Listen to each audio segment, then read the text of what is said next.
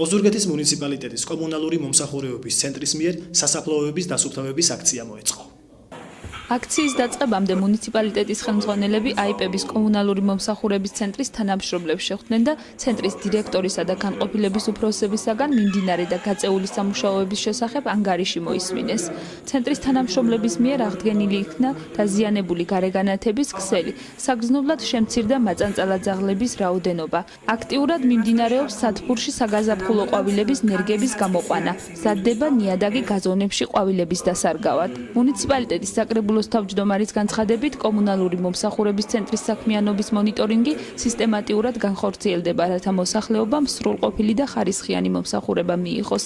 რაც შეეხება სასაფლაოების დასუფთავების აქციას, მასში მონაწილეობა მუნიციპალიტეტის გამგებელმა და საკრებულოს თავმჯდომარემაც მიიღეს.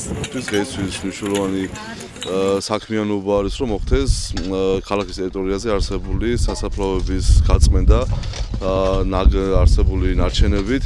ამ გაწმენდის სამუშაოს უზრუნველყოფს კომუნალური მომსახურებების ცენტრი.